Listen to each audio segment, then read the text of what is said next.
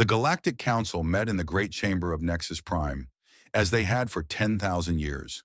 12 species sat at the curved table that floated above a holographic map of known space. They called themselves the Elder Races, and they believed they had earned that title through centuries of wisdom and careful governance. Today they discussed humanity. "Look at this growth pattern," said Counselor Vethrani of the Keth Dominion. His scaled skin caught the chamber's blue light as he gestured toward the map. A cluster of yellow dots spread across the Orion arm like a disease. 60 years ago, they discovered fold space travel. 60 years. And now they occupy 47 worlds. The other counselors shifted uncomfortably in their seats. The Mallory ambassador, a delicate being with translucent wings, spoke softly. "Rapid expansion is not itself a crime, Counselor. The humans have violated no treaties." "Because we have no treaties with them," Vethrani replied. "We ignored them. We thought they would remain a minor species on the edge of civilized space. We were wrong." High Counselor Drethmol of the Vorn hegemony leaned forward. His ancient eyes had seen empires rise and fall across 3 centuries. "What do you propose, Vethrani? War with a species that has done us no harm?" "Not war," Vethrani said carefully. "Correction. A precise military action to limit their growth before it becomes uncontrollable. We destroy their orbital shipyards. We remove their unified government. We fracture them into smaller, manageable groups. In a century, they will thank us for preventing the destruction that unchecked expansion always brings." The chamber fell silent. What Vethrani proposed was not unprecedented. The Council had done this before, to species that threatened galactic stability. But those had been aggressive races, conquerors and destroyers. The humans were merely fast. "They breed quickly," observed Counselor Thenva. "They adapt quickly. They build quickly. These are not crimes." "Not yet," Vethrani agreed. "But we have seen this pattern before. Rapid expansion leads to resource hunger. Resource hunger leads to conflict. Better to act now, while the solution is simple, than to wait until it requires genocide." The vote was close. 7 in favor, 5 opposed. The Mallory and Then delegations walked out in protest, but the motion carried. The Council authorized a corrective strike on Earth. John Morrison was 67 years old and he was tired of war. He knelt in his garden behind the small house in Montana, working soil between his fingers. The mountains rose purple and gold in the morning light. Somewhere nearby, a river whispered over stones. This was peace. This was what he had fought for across 4 decades in the United Earth Navy. His wife Sarah had loved this garden. She had planted the roses that now bloomed red and white along the fence. She had been gone 3 years now, taken by a cancer that all humanity's medical advances could not cure. But the roses remained. Morrison tended them carefully, as if caring for them meant caring for some part of her that still lived. His daughter Emily served aboard a colony ship near Tau Ceti, helping establish humanity's newest settlement. She called when she could. She worried about him living alone. He told her he was fine. Most days that was even true. Morrison had commanded fleets. He had written the tactical doctrine that the entire Earth Navy used. He had built the modern military from nothing, transforming a collection of defense platforms into a force capable of protecting humanity across 47 worlds. And then he had retired, because he believed the fighting was done. He was pulling weeds when the sky caught fire. The first thing he noticed was the light. It came from the east, a flash so bright it cast sharp shadows even in full daylight. Morrison looked up, shielding his eyes, and saw trails of fire streaking across the blue sky. Not meteors. The trails were too straight, too precise. Weapons fire. He ran inside and turned on the emergency broadcast system. Static at first, then fragments of panicked voices. "Under attack. Orbital platforms destroyed. Geneva is gone." Morrison stood very still in his living room as the world he had built collapsed around him. Through the window he could see more fire in the sky. The orbital shipyards, he realized. They were destroying the shipyards. The attack lasted 3 hours. Morrison watched it all on every screen he could find, piecing together what was happening from scattered reports. An alien fleet had appeared without warning. 800 warships of designs he recognized from intelligence briefings. The Galactic Council, the so-called elder races, they had decided that humanity needed to be corrected. Orbital Defense Platform Armstrong, the pride of Earth's military, was destroyed in the first 15 minutes. The unified government complex in Geneva was hit with precision strikes that turned 3 square kilometers into glass. 14 million people died in those 3 hours. 14 million lives ended because 12 species had decided that humans were growing too fast. Morrison sat in darkness after the attack ended. The power grid had failed across most of the continent. He had a generator, but he did not turn it on. He simply sat and thought about everyone he knew who had been in Geneva. Friends, former colleagues, people he had served with for decades. When the emergency communication system finally crackled to life, he was not surprised by what he heard.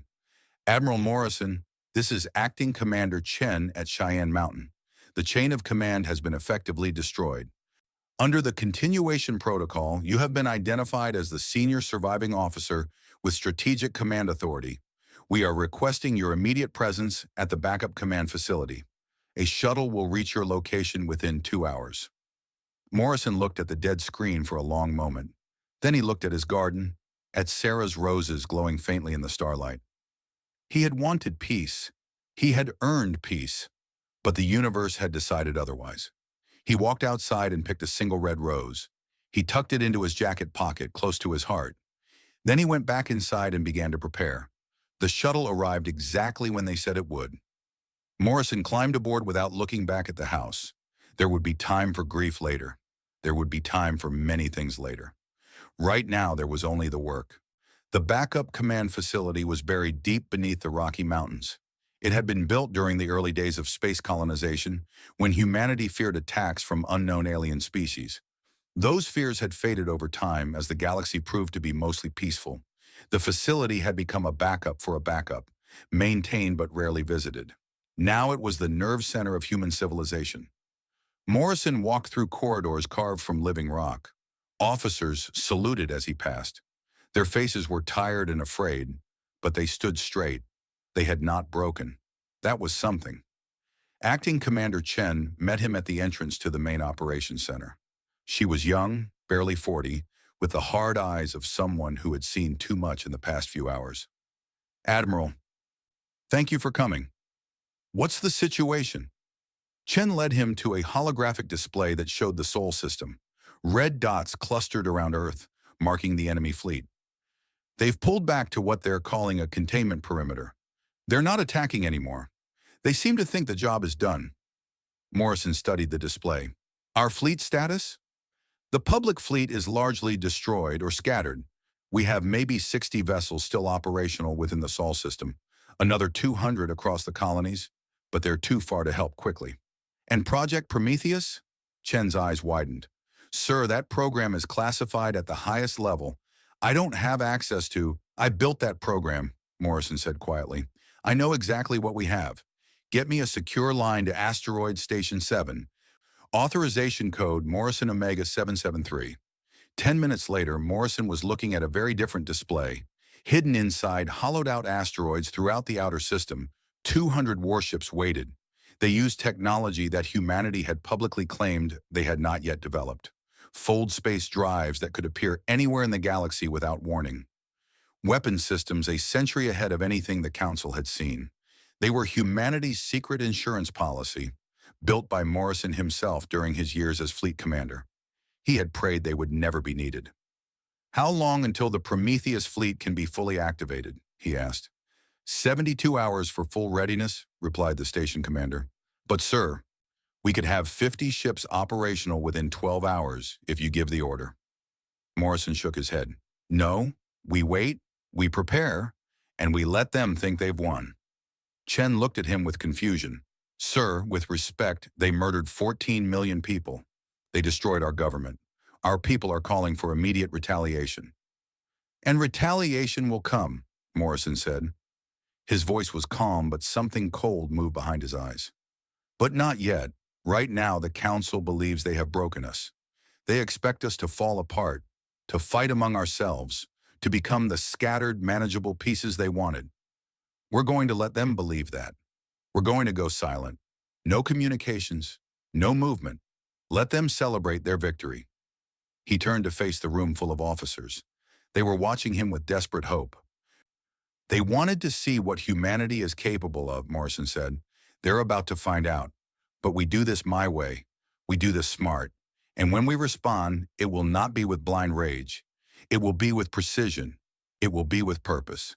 And it will be with a message that echoes across this galaxy for the next 10,000 years. He looked at the rose still tucked in his pocket. Sarah's rose.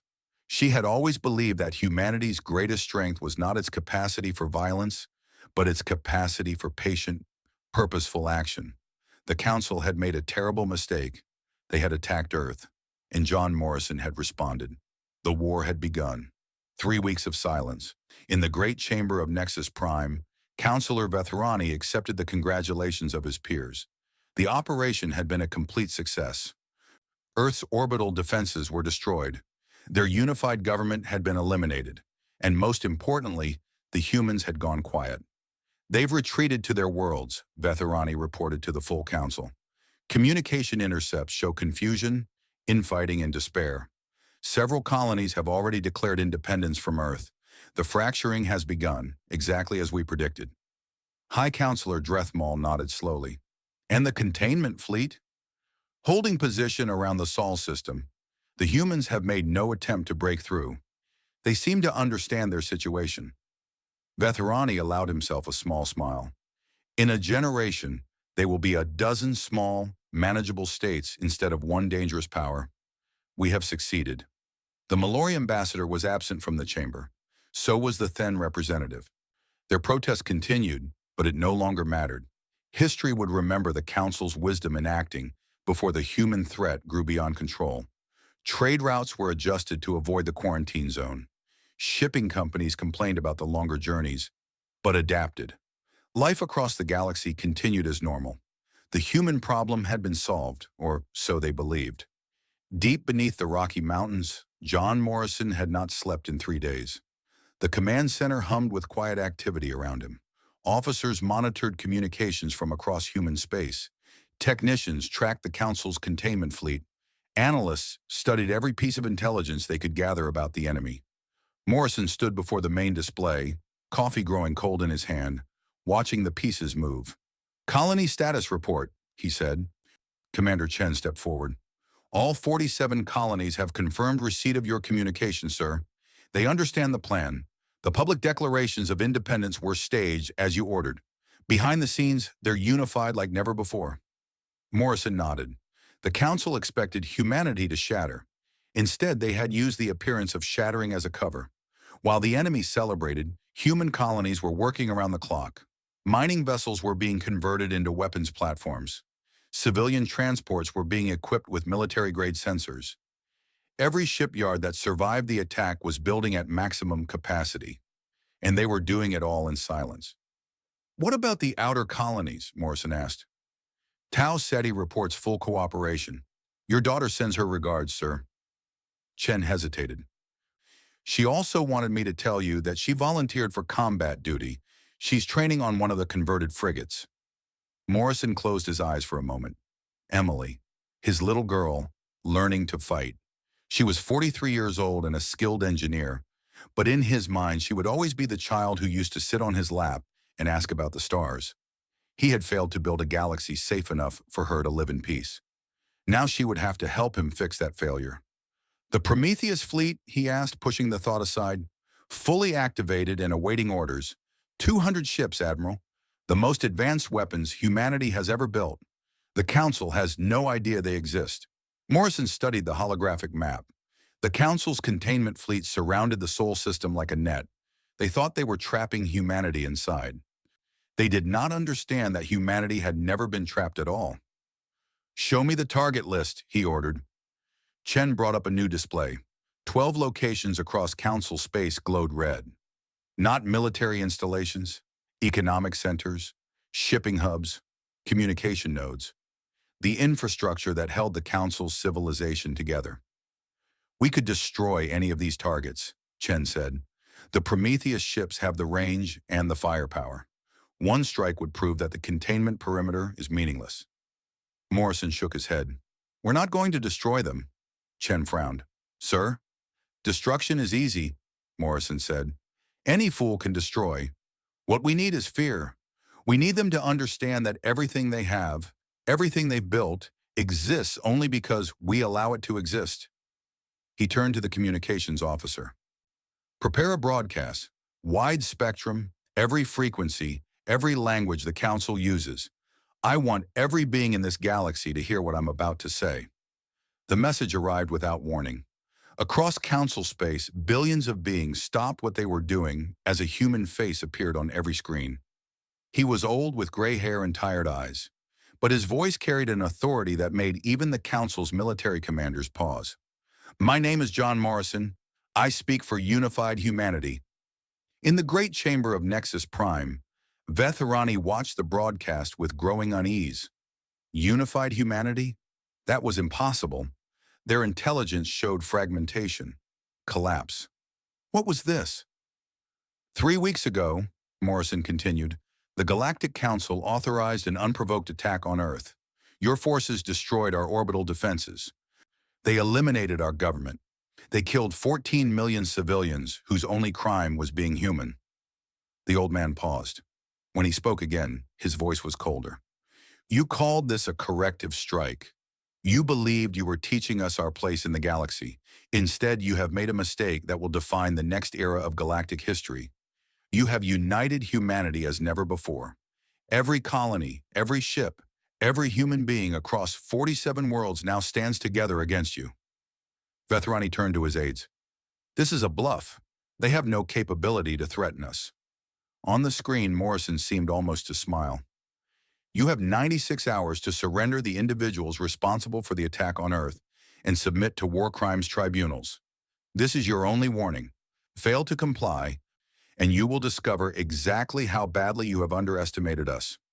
The broadcast ended. The Council's response was swift and contemptuous. The human calling himself Morrison is a regional warlord speaking for a broken species, the official statement declared. His demands are rejected. Any further threats will be met with additional corrective action. Humanity is advised to accept our rehabilitation terms immediately. Morrison watched the response in the command center. Officers around him muttered angrily. Some called for immediate attack. Others wanted to wait for a better opportunity. Morrison said nothing. He simply began the countdown. 96 hours. During those hours, the Prometheus fleet moved into position. They used fold space jumps, appearing and disappearing faster than any sensor could track. They were ghosts moving through the galaxy, invisible and unstoppable. The Council tracked none of it. Their technology was centuries behind what humanity had secretly developed. They saw nothing until it was too late. When the 96 hours ended, 12 Prometheus ships appeared simultaneously at 12 locations across Council space. The Threll Financial Exchange, where 30% of galactic trade was processed. The Vorn Communications Hub, which routed messages across 3 sectors. The Keth Agricultural Center, which fed 100 billion beings, and 9 other targets, each vital to the Council's civilization. The ships did not fire. They simply held position, weapons armed, sensors active. Their presence screamed a message that words could never convey. We are here. We could destroy everything you have built. And you never saw us coming. For exactly 10 minutes, the Prometheus ships remained visible. Then as one, they vanished back into fold space. Across the galaxy, panic erupted. Vetharani stormed through the corridors of Nexus Prime, his scales flushed with rage and fear. This was impossible. The humans had no technology capable of this. Their fastest ships took weeks to cross the distances the Prometheus fleet had covered in seconds. How? He demanded of his military advisors. How did they do this? The answers he received were not comforting. Analysis of sensor data suggested the human ships were using a fold space technology at least a century more advanced than anything the Council possessed. The vessels themselves were larger and more heavily armed than initial estimates suggested, and if the humans had 12 such ships, they must have more, one advisor admitted reluctantly. Many more. We have no way of knowing how many. Vethrani's scales went pale. He had convinced the Council to attack Earth based on intelligence about human capabilities. That intelligence had been catastrophically wrong. The humans were not a young species struggling to catch up with their elders. They were something else entirely, something that had been hiding its true strength. Increase the containment fleet, Vethrani ordered. Double it, triple it if necessary. They must not be allowed to... Counselor, an aide interrupted. Another broadcast from the human Morrison. Morrison's face appeared on the screen once more. He looked exactly as he had before, calm and patient. We could have destroyed those installations, Morrison said simply. We could have killed millions of your people, just as you killed millions of ours. We chose not to. Remember that choice. You have 30 days to surrender the war criminals. Use that time wisely. The broadcast ended. In the silence that followed, Vethrani realized the truth. Humanity was not trapped in the Sol system with the Council fleet. The Council was trapped in the galaxy with humanity, and they had no idea what humanity would do next. The only being who knew that was John Morrison, and he was not finished, not even close. The first secret message arrived on the 12th day. Morrison was reviewing casualty reports when Commander Chen entered his office with an encrypted data packet. Her face showed carefully controlled surprise. Sir, we've received a communication through non-standard channels. The source claims to be Ambassador Melorethan of the Mallory Confederation. Morrison set down his reports. The Mallory had walked out of the Council chamber when the attack was authorized. They had publicly opposed the strike on Earth, but publicly opposing and secretly helping were very different things. What do they want? To talk, Chen said. They're offering intelligence on Council fleet movements, internal political divisions, and the identities of the specific individuals who planned and authorized the attack. Morrison considered this. It could be a trap. The Council might be trying to feed them false information, lead them into an ambush. But his instinct said otherwise. The Mallory had been uncomfortable with Council policy for years. They were not natural warriors. They were scholars, artists, diplomats. The violence against Earth had genuinely disturbed them. Arrange a secure meeting, Morrison ordered. Not in person. Virtual connection only. Full encryption. 2 days later, Morrison faced Ambassador Melorethan across a holographic link. The Mallory was beautiful in the way of her species, with wings like stained glass and eyes that held ancient wisdom. She looked tired and sad. Admiral Morrison, she said, I must begin with an apology. My people opposed the attack, but we did not stop it. Our protests accomplished nothing. For that failure, I am deeply sorry. Morrison studied her carefully. Apologies are easy, Ambassador. What are you offering that has actual value? Melorethan nodded as if she had expected this response. Information first. The Council is fracturing. Vethrani's faction maintains control, but their grip is weakening. Many species are frightened by your demonstration. They believed humans were a minor threat. Now they wonder what else they were wrong about. And what do you want in return? An understanding, Melorethan said. When this conflict ends, and it will end, the galaxy will need rebuilding. The Mallory wish to be part of that rebuilding, alongside humanity rather than against it. We offer our help now as proof of our intentions. Morrison was silent for a long moment. He had spent his career studying potential enemies. He had rarely considered potential friends. But war created strange alliances, and the Mallory's information could save countless human lives. I make no promises, he said finally. Trust will need to be earned through actions, not words. But I'm willing to listen. Tell me about Vethrani's plans. The intelligence proved invaluable. Vethrani, increasingly desperate, was pushing for a second strike. He wanted to target the human colonies directly, believing that destroying them would finally break human morale. He was gathering support among the more militant Council species, promising quick victory and complete elimination of the human threat. But other species were wavering. The Then, an isolationist race, who had also opposed the first attack, were quietly pulling their ships back from the containment fleet. Several minor species were petitioning for neutrality. The Council's unity was cracking. Morrison shared this information with his command staff during a late-night briefing. The room buzzed with discussion. Some officers wanted to exploit the divisions immediately. Others counseled patience. "We have 30 days before our deadline expires," Morrison reminded them. "In that time, I want precision strikes against military targets only. Nothing that kills civilians. Nothing that gives the council propaganda to unite their people against us." "Sir," one officer protested, "they killed 14 million of our people. Why should we show them mercy they didn't show us?" Morrison turned to face the young man. His eyes held something that made the officer step back involuntarily. "Because that's not who we are," Morrison said quietly. "Because the moment we become what they fear, we lose something we can never get back. We will have justice. We will have security, but we will not become monsters to achieve it." The room fell silent. Morrison turned back to the holographic display. "Show me the target list," he ordered. "Military infrastructure only. Shipyards that build warships, weapons depots, command and control facilities. And for each target, I want a full analysis of civilian population in the area. If we can't hit it cleanly, we don't hit it at all." The first strike came on day 18.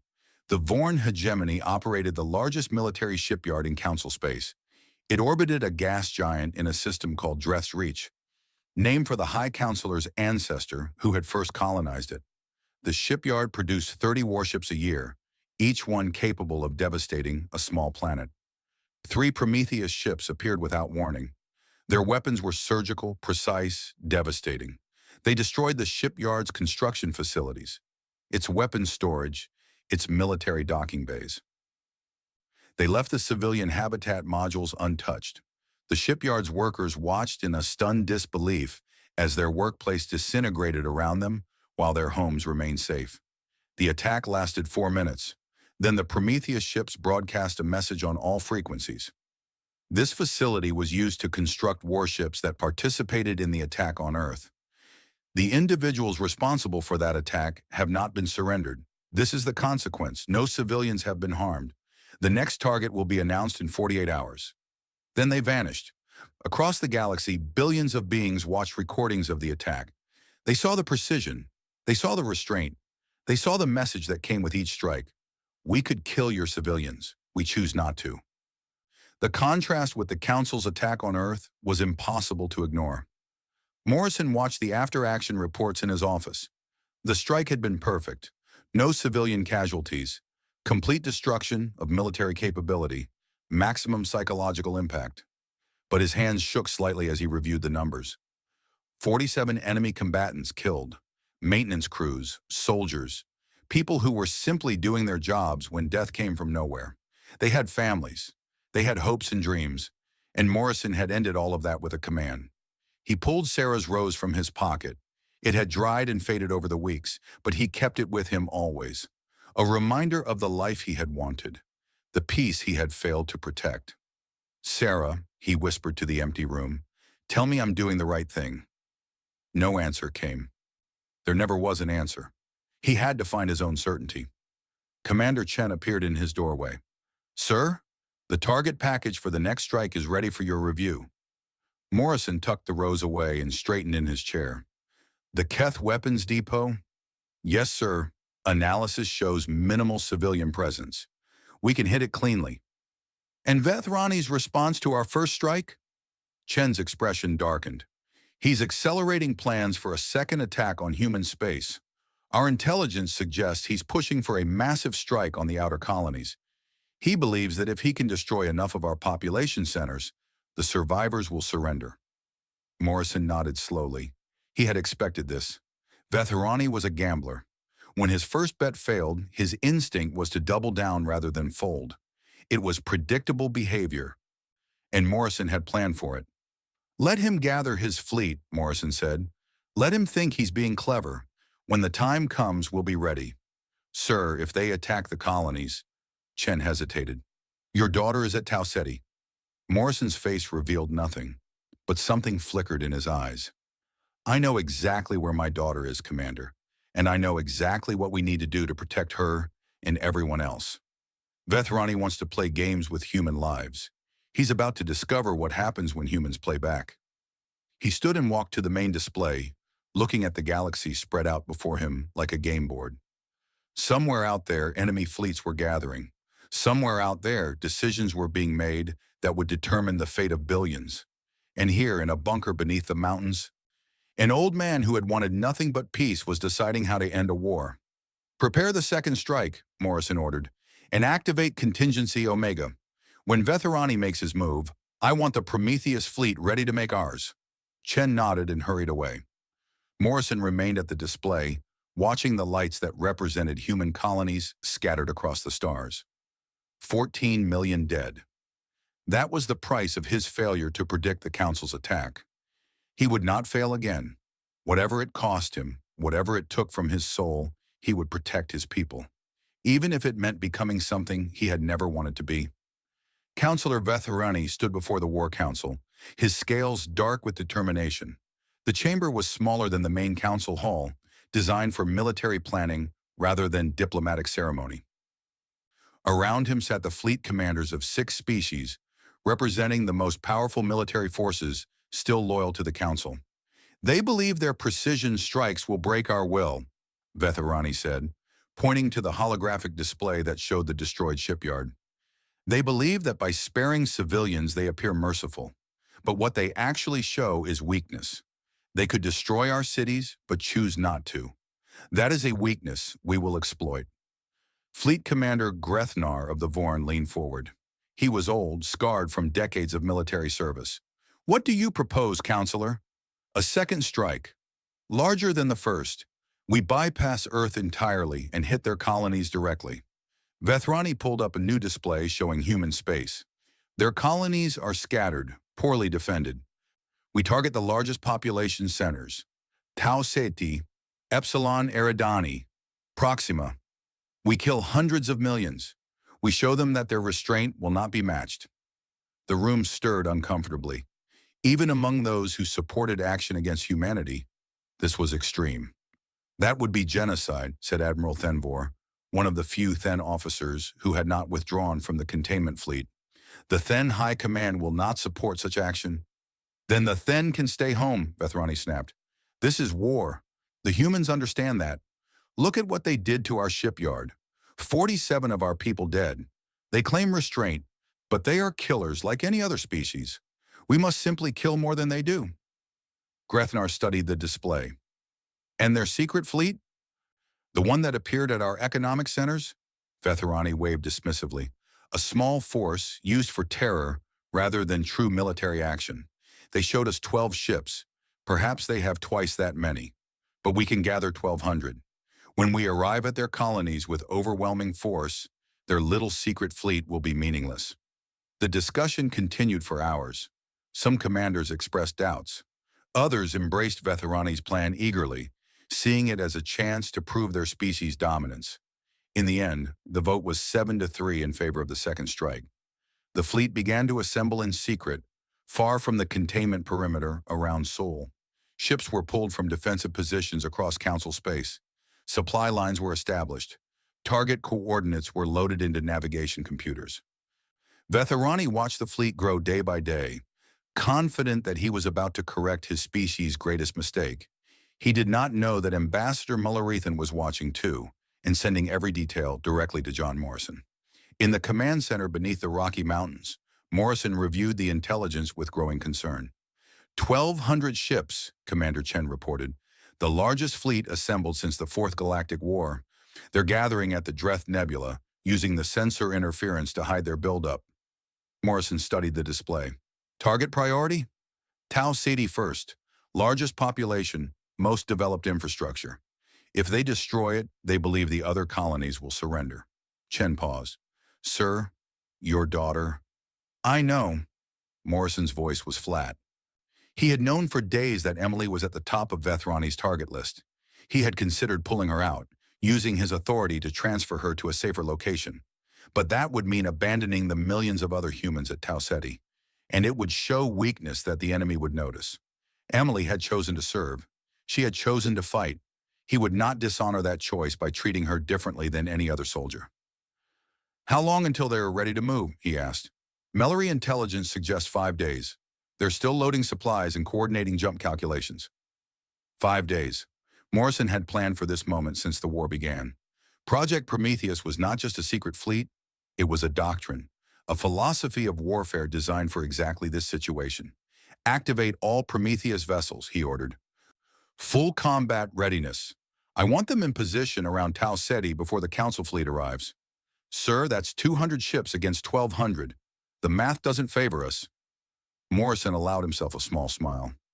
The Council thinks this is about numbers. It isn't. It's about technology and tactics and will. Their ships are built for intimidation, for overwhelming primitive species who can't fight back. They've never faced an enemy that can match them. They're about to learn what that feels like. He turned to the communications officer. Open a channel to all Prometheus commanders. Priority encryption. The screen filled with faces. Ship captains, squadron leaders, the best officers humanity had ever produced. They had trained for years for a battle that they hoped would never come. Now it was here. You all know the situation, Morrison began. The enemy is coming for Tau Ceti, 1,200 ships against our 200. By any conventional analysis, we should lose. He paused, letting the words sink in. But we're not going to fight a conventional battle. We built the Prometheus fleet to be faster, harder to track, and more precisely lethal than anything else in the galaxy.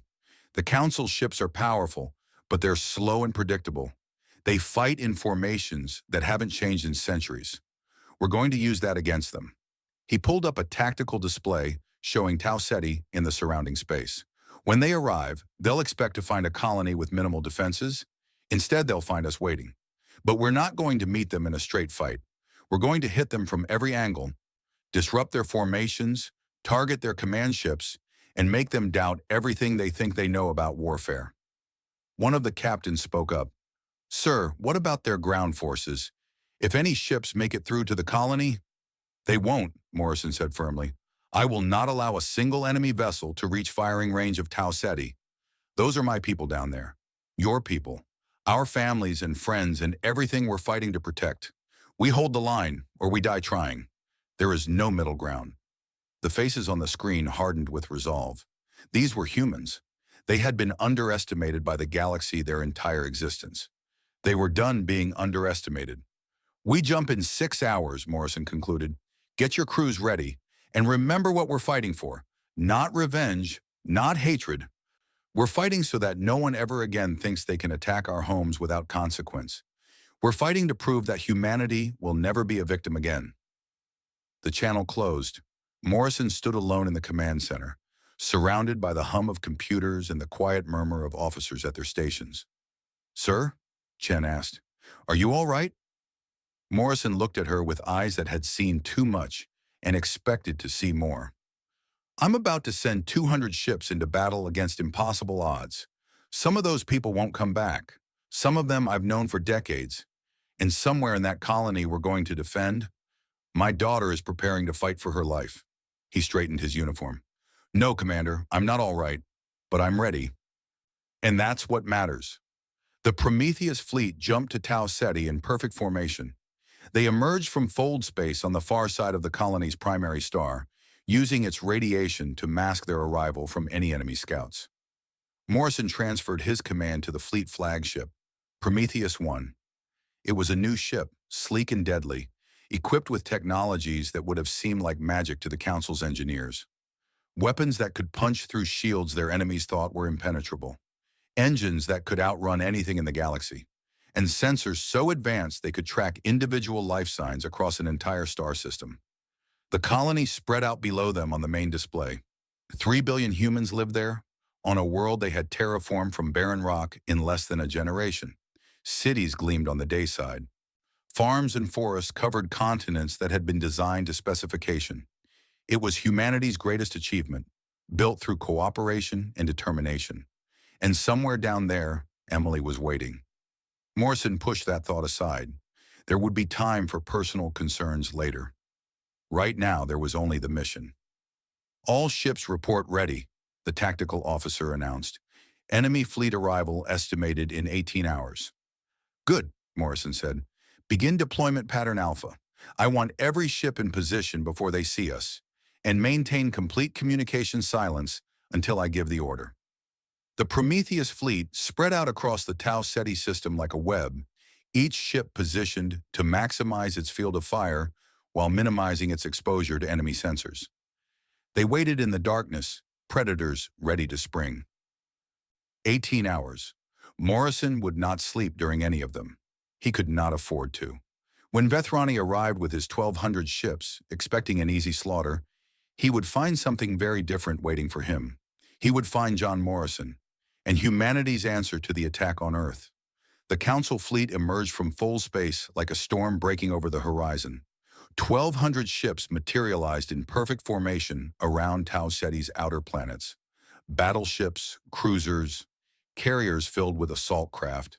The combined military might of 6 species gathered to crush a single human colony. From the bridge of his command ship, Fleet Commander Grethnar surveyed the system with satisfaction. Long-range sensors showed the colony world orbiting peacefully ahead. No defense platforms, no significant fleet presence. Just 3 billion humans waiting to learn the price of defiance. No enemy vessels detected, his sensor officer reported. The colony appears undefended. Counselor Vethrani stood nearby, watching the display with anticipation. As expected, their secret fleet is probably still skulking around Council space, trying to frighten us with more precision strikes. They never imagined we would bypass Earth entirely. Grethnar nodded, though something nagged at the back of his mind. It seemed too easy. The humans had shown remarkable capability in their earlier attacks. Why would they leave their largest colony unprotected? "Advance in standard formation," he ordered. "Full sensor sweep. If anything moves, I want to know about it." The massive fleet began its journey toward the colony world. At maximum speed, they would arrive in 6 hours. Plenty of time to savor the coming victory. They were halfway there when everything changed. Morrison watched the enemy fleets approach from the bridge of Prometheus 1. He had studied Council tactics for 40 years. He knew exactly how they would move, exactly how they would think, and he had positioned his ships accordingly. "All vessels report ready," the tactical officer whispered. Even though the enemy could not possibly hear them, the tension demanded quiet. Morrison took a deep breath. This was the moment. Everything he had built, everything he had planned, came down to the next few hours. "Begin Phase 1, he ordered. "Light them up." Across the system, 50 Prometheus ships simultaneously activated their targeting sensors. The beams sliced through space like searchlights, painting Council vessels with targeting data. On the Council flagship, alarms erupted. "Contact!" the sensor officer shouted. "Multiple contacts. 50. No, more. They're everywhere." Grethnar spun to the tactical display. Red dots appeared throughout his formation, marking the positions of human ships. They were impossibly close, practically inside his fleet, and he had detected nothing until they wanted to be seen. "How?" Vethrani demanded. "How did they get so close?" There was no time to answer. The first wave of attacks had begun. The Prometheus ships did not fight like anything the Council had ever encountered. They appeared from fold space, fired precise volleys at command ships and shield generators, then vanished before return fire could reach them. They targeted weak points in the Council formation, exploiting gaps that conventional sensors could not detect.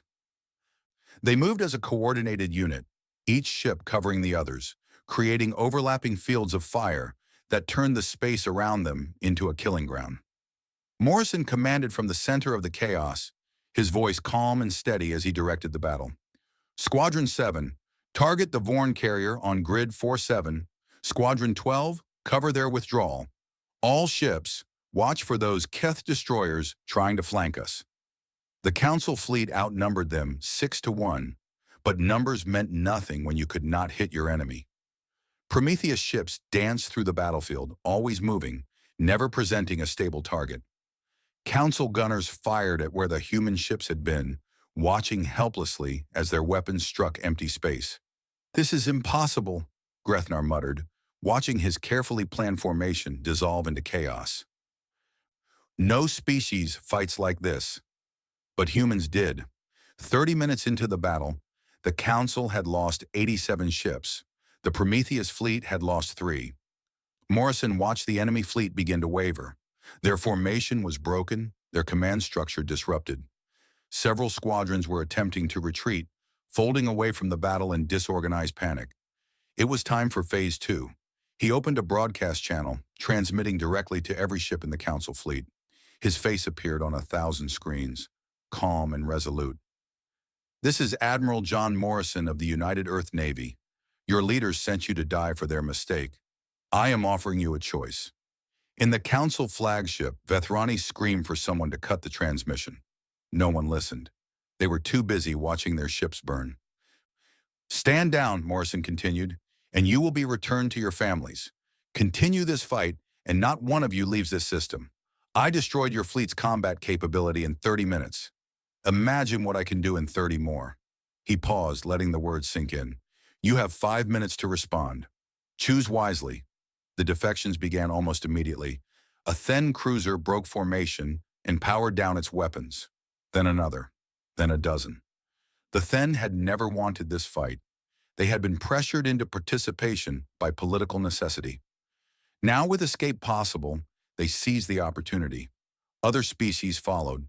Smaller races who had joined the fleet out of obligation rather than conviction. Ships whose crews had watched friends die in a battle they could not win. Within an hour, 60% of the Council fleet had surrendered. The remainder tried to fight. Vethrani rallied the most loyal commanders for a desperate final assault, hoping to break through to the colony and accomplish something before defeat became total.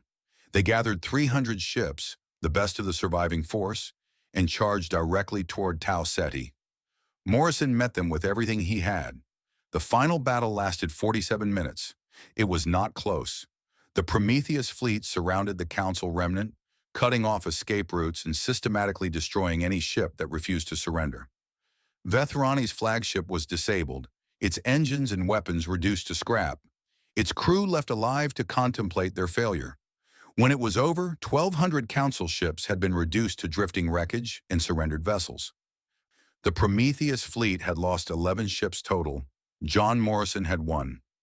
They found Counselor Vethrani in his command chamber, staring at a blank display that had once shown his fleet. He did not resist when human Marines came to take him into custody. He simply looked at them with empty eyes and asked a single question. "How? We had every advantage: numbers, experience, resources. How did you defeat us?" The Marine sergeant, a young woman from Earth whose family had died in the first attack, considered the question before answering. "You underestimated us," she said simply. "Everyone always does." Vethrani was transported to a holding facility along with the other Council leaders who had authorized the attack on Earth. They would face a joint tribunal, judged by both human and allied alien justice. The Malorian Then had volunteered to participate, eager to distance themselves from the Council's actions. The war criminals would answer for what they had done, but justice, not vengeance. Morrison stood on the observation deck of Prometheus 1, watching Tau Ceti turn slowly below. The colony had been saved. 3 billion people would wake up tomorrow in their homes, alive because his plan had worked. The door opened behind him. He turned to find Emily standing there, still wearing the combat armor she had put on when the alert sounded. She looked tired and shaken, but she was alive. "Dad," she said quietly. Morrison crossed the deck in 3 steps and pulled his daughter into his arms. For a long moment, neither of them spoke. There was nothing to say. They were alive. They were together. That was enough. "I was scared," Emily admitted finally. "When we saw the size of their fleet—" "So was I," Morrison said. "Every commander is scared. The trick is not letting it stop you." Emily pulled back and looked at her father's face. She saw the exhaustion there, and something else. Something that had cost him more than she could understand. "What happens now?" she asked. Morrison looked out at the stars. "Now we rebuild, not as conquerors. That was never what I wanted. We prove to the galaxy that humanity can be trusted, that our strength is paired with wisdom, that we choose restraint even when we have the power to destroy." He turned back to his daughter. "I'm going to announce the Morrison Doctrine. Any attack on human space will be met with overwhelming response. But we will never strike first. We will never seek conquest. We protect our own, and we leave the galaxy to govern itself. And you, What about you? Morrison smiled tiredly. I'm going to go home. There's a garden that needs tending. Your mother's roses have been neglected for too long. The war ended 3 weeks later. The council formally dissolved, replaced by a new galactic assembly that included humanity as an equal member. Betharani and 23 other officials were convicted of war crimes and sentenced to imprisonment. The Mallory and Then became humanity's first true allies, building the foundation for a new era of cooperation. Earth rebuilt. The orbital platforms were replaced with newer, stronger defenses. The government reformed, wiser for the tragedy that had nearly destroyed it. Memorials were built for the 14 million, their names inscribed on walls that would stand for centuries. And John Morrison returned to Montana. He knelt in his garden on a spring morning, working soil between his fingers, just as he had on the day the sky caught fire. The roses were blooming again, red and white along the fence. Sarah's roses. Emily visited when she could, bringing stories of the colony and the new world being built among the stars.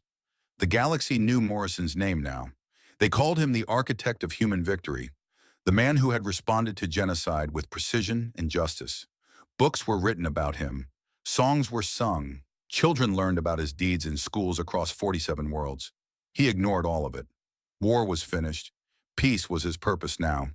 And he would tend it as carefully as he tended the garden, nurturing it day by day, ensuring that what grew would be strong enough to last. The sun rose over the mountains, painting the sky in colors of gold and rose. Morrison stood slowly, feeling every one of his 67 years in his bones. But he was smiling. For the first time since the attack, he was truly at peace. They had wanted to know what humanity was capable of. Now they knew. The galaxy had witnessed human fury, human ingenuity, human determination. But more importantly, they had witnessed human restraint, human mercy, the choice to build rather than destroy. That was John Morrison's true legacy. Not the battles won or the enemies defeated, but the proof that humanity's greatest strength was not its capacity for violence. It was its capacity for choosing something better.